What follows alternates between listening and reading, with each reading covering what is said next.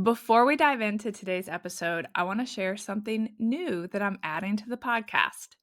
I've heard from so many of you that you would love to hear more of the behind the scenes in my life, whether it's parenting, health, or just everyday moments.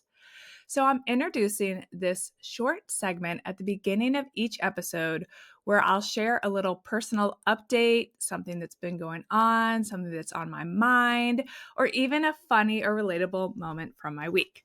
I hope you guys enjoy it. So, today I'm going to give you a real behind the scenes about what's happening in our house right now.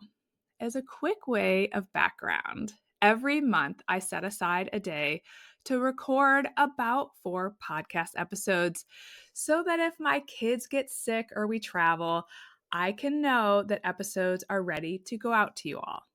Well, last month on the episode prep and recording days, my girls ended up being home from school because of a snowstorm. And then this week, they are home with the flu. That pretty much sums up working mom life, doesn't it? Anyhow, what I want to talk about here in the Before We Dive In segment is the flu. So Addison came down with the flu, and a few days in, her fever spiked to 106.5. You guys, 106.5 degrees. So here's how it went down. Earlier that day, so I guess this was 2 days ago when I'm recording this, her temperature had been 104. So I had given her Motrin. By 7 p.m., she seemed particularly uncomfortable, so I checked again and it had jumped to 105. It had been enough time that I was able to give her Motrin. And I have to tell you that that is the highest fever either of my girls have had. So I was a little shocked when I saw 105. I gave her that Motrin, put her to bed, and then decided to call the pediatrician's office just to check in.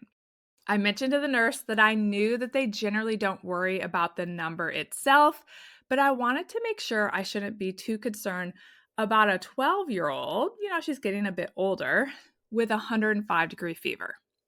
The nurse said that at that level, we might be getting close to needing to worry. And she suggested that I take her temperature again in 30 minutes after the Motrin had a chance to kick in. I was still pretty calm. And then 30 minutes later, I went back to check on her, and she was rolling around miserably in her bed.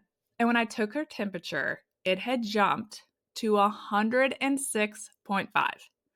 That was shocking to me. I immediately called the pediatrician's office back, and they told me it was time to head straight to the emergency room. By the time we arrived at the ER, which was about 30 minutes later, she was actually less agitated and her temperature had started to drop and she was feeling less dizzy. So that was one of the issues with the high temperature is anytime we tried to move her, she was incredibly dizzy and thought she was either going to throw up or faint. So the nurse in the emergency room explained that Motrin can actually take up to an hour to fully take effect. So she wasn't surprised by the delayed response, but she was surprised that her temperature had reached 106.5 in the first place. They gave her Tylenol to continue reducing that fever and then moved us into a room. And after 3 hours of monitoring, they confirmed she has flu A. They got her fever down to about 100. They tested to make sure she could eat and drink and keep it down. And then they sent us home on our merry little way. So yesterday, her fever climbed back up to 104. And despite alternating Motrin and Tylenol per their directions, it kept bouncing back up there all day. Meanwhile, Ainsley woke up with a 101-degree fever yesterday, and I woke up with a blazing headache. There is a holistic pediatrician I follow on Instagram. Her name is Dr. Temple. And I have noticed in recent weeks that she's been recommending a medication for the flu. I cannot pronounce this correctly, but it's oscillococcinum. I'll link to it, you guys. So I had actually ordered some last week, I think, but it had not arrived yet. It's coming from with my Thrive Market order. And since Addison was already several days into her flu, I wasn't sure that it would help her, but I decided to run to Walgreens and buy some for Ainsley and for me. I also started giving it to Addison when I got back, just in case. Today, Ainsley woke up with a temp of 100, and she says she feels better. I am a little congested, as you might hear, but otherwise, I feel good. So, fingers crossed this medicine works. But I have to tell you guys that I posted about it on Instagram in my stories, and I received dozens of DMs from parents saying that this medicine has been an absolute lifesaver for their families. They had really impressive examples of it working well. So while I am not totally convinced that Ainsley and I are out of the woods just yet, we're about 3 doses in. I am hopeful, after hearing from so many moms who swear by this, that it might be working for us. I have to tell you, I've been hearing from clients and friends all across the country about all the children and adults who have been coming down with the flu, strep, and neurovirus this winter. For the sake of all of our sanities, I hope spring arrives early this year. In the meantime, I hope that you and your family stay healthy. I will definitely include the link in the show notes to the medicine that I mentioned and to one of Dr. Temple's posts with additional flu season tips and ways to help your kids feel more comfortable.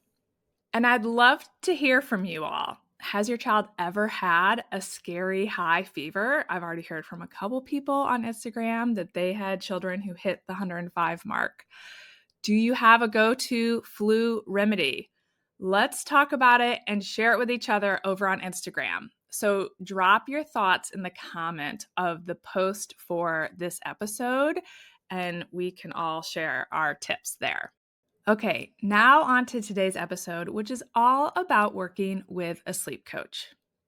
When I tell someone what I do, one of the first questions I typically get asked is, what exactly does a sleep coach do, and what are the benefits of working with one? In fact, I got this very question just a couple days ago when I met someone new while playing tennis. So today, I want to share what I believe are the biggest benefits of working with a sleep coach or a sleep consultant. I consider them to be the same thing. If you've ever wondered whether hiring a sleep coach or consultant would be helpful for your family, this episode is for you. Hi, I'm Allison Egidi, a pediatric sleep and wellness coach and a mom of 2. I love to help parents find solutions. This is How Long Till Bedtime.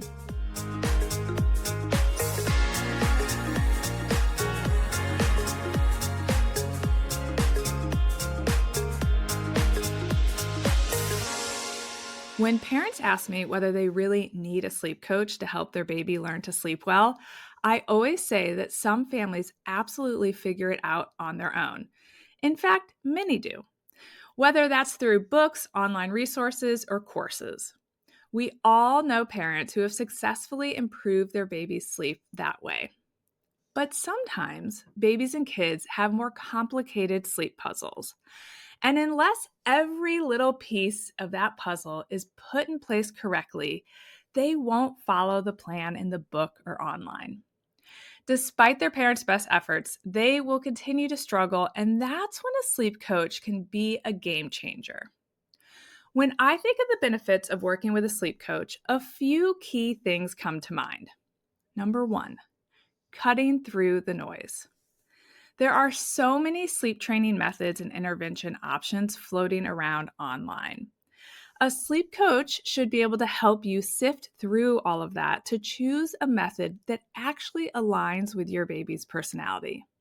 And that, in my opinion, is key because there is no one-size-fits-all approach for sleep training. The right approach for your baby is the one that results in the least amount of crying and sets you up to be able to put your baby or child's unique sleep puzzle together. Number 2, real-time support. When things don't go according to plan, having someone to answer your questions and adjust the plan can make all the difference. Because let's be honest, Babies and kids don't always follow the script. And your pediatrician most likely isn't answering your urgent texts. It can really help you avoid pulling the plug on what may feel like a failed sleep training attempt when you have that extra support. And what you really needed was some advice on the small adjustments that will send things in the right direction. So, having someone who will be responsive and supportive can be really helpful for some families. Number 3, reassurance and expert insight. A sleep coach gives you the confidence to forge ahead because when you're exhausted and second guessing everything, reassurance can be invaluable. But a good sleep coach doesn't just provide blind reassurance. Sometimes they also help you recognize when sleep struggles aren't purely behavioral or developmental, but rather due to an underlying medical issue. This is something I have helped a handful of parents navigate every single year. Having worked with over 1,000 children, I can fairly quickly spot when a baby or child's sleep behavior falls outside of what I typically see, and I make sure to share that with parents so that they can seek additional support if needed. And then we can circle back to address the sleep struggles later. Number 4, accountability and encouragement. I always say that getting started is often the hardest part. A sleep coach can be like having a personal trainer at the gym, someone who is invested in your progress, cheering you on, and helping you stay consistent. Sometimes having an accountability partner is what gives you the confidence to actually take action. So, those are just a handful of the benefits of working with a sleep coach. Just like you can get fit without a personal trainer, you can improve your baby's sleep on your own. But sometimes it's easier, faster, and more effective when you have expert guidance. If this episode has you thinking about possibly working with a sleep coach, be sure to tune in next week where I'll be sharing my tips for choosing a sleep coach who is the ideal fit for your family. Because I certainly don't think every sleep coach is right for every family. As always, thanks for listening. Bye for now. Thank you for listening to How Long Till Bedtime. To learn how we can work together to improve your child's sleep, please visit sleepandwellnesscoach.com.